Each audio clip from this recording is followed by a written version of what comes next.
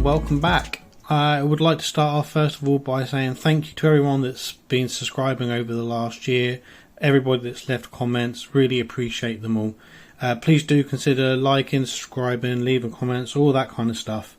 I would like to this year push the channel a little bit more, do a few more videos for you guys, and that's going to include this, which is the first part of hopefully a new series of videos for the year where I go to various gardens and do a mini review of them, go over some of the plants and whatnot. There are some of the normal garden tour videos coming soon. We are coming up to Easter, so it's the anniversary of the channel. I will be doing another one, so I will be comparing last year to this year and what's going to be changing. So this video is going to be a review of RHS Wisley and Kew Gardens that my wife and I went to back in, I think it was mid to late February 2024. Wisley had the Orchid Festival on at the time, which was one of the big reasons why we went.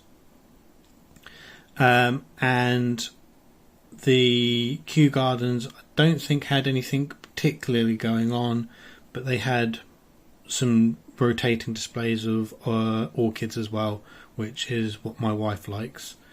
So the trip was during the week. Absolutely chucked it down for RHS Wisley. We had a little bit of dry weather in the afternoon to literally power walk around a couple of the other bits and pieces. Kew was a lot drier, but to be fair, there wasn't an awful lot out at that time of year for either place, so there's very few outdoor photos.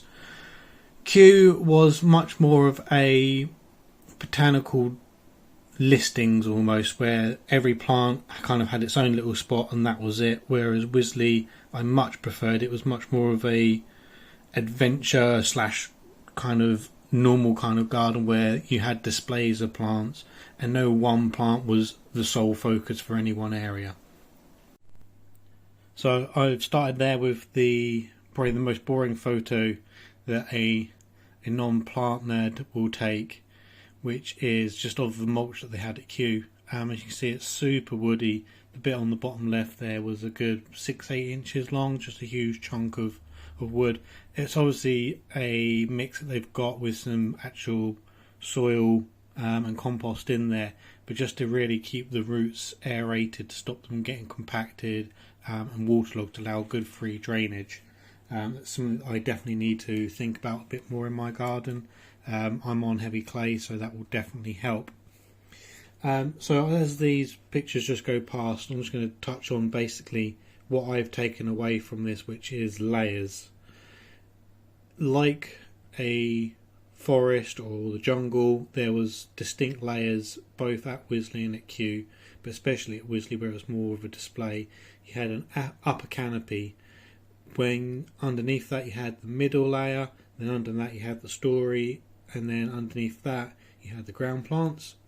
So the upper canopy, we can be using things like tetrapanax, our palms, Dixonias, Paulonia, basically any tree or anything that's evergreen or going to provide a structure over winter that we can maybe grow some evergreen climbers up. I've got a really dead old cherry blossom tree down by the greenhouse, and I've got the Akebia growing up that. The Akebia is evergreen and it just gives height. Then underneath that, with the middle layer, that's when we can put our large shrubs in, so our cannas and gingers, summer bedding like irisine even, because it gets so big. Larger ferns like the shuttlecock ferns are really good as well, to give that kind of middle layer interest. But it's not just your jungle tropical plants like cannas and gingers. Bigger fuchsias are really good, kind of a middle story. Basically anything that's a shrub that's shorter than your canopy layer but taller than the understory.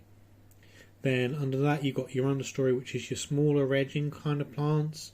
So in Wisley and Kew that was a lot of begonias and pillias and small ferns and bromeliads all along the edge. Obviously a lot of these are things that don't want direct sunlight whatsoever, so I've got a few areas where I can look at doing that, which I'm going to try this year. And then the other thing is a lot of like summer bedding, things to give interest and colour that, I can't be doing a garden 12 months of the year that requires me to work hours and hours every week on it to keep it looking good. In the middle of winter, we can have -10 and snow, frost, all that kind of stuff that's never going to look amazing. So in the summer, I need to think more about like just cheap things that I can get when they're small and grow them on or growing from seed, along with things like the epiphytic plants, the bromeliads and ferns and climbers. It's going to be something I want to focus on more over the next few years. I absolutely love bromeliads. That's why I got into the indoor terrariums and even into the dart frogs. It was the bromeliads and all the epiphytic plants that captured my interest first. Much like tropical gardening, when I moved to this house, I was a standard gardener, growing all your normal cottagey kind of stuff. And when I came here and we had the giant grasses, I was like, oh, look at those bamboos. They're not bamboos, they're massive grasses. But I was like, oh, they look really cool. And that got me into more of the tropical stuff. So I want to go even further into the really not hardy stuff that I just put out for summer and enjoy. The Keith fern for me that I've seen that I think is a really good goer is going to be the bird nest fern, the Esplenum, or Splenium I think it is, because it's not like a lacy fern, it's a glossy, shiny evergreen fern for most of the year. So I've already got one, I'm going to get a few more, got a few other ferns already, so that's going to be my focus for the next year. So hopefully you've enjoyed these photos as they're going through. I will see you all in a couple of weeks' time for the Easter tour of the garden because things are starting to grow. Take care.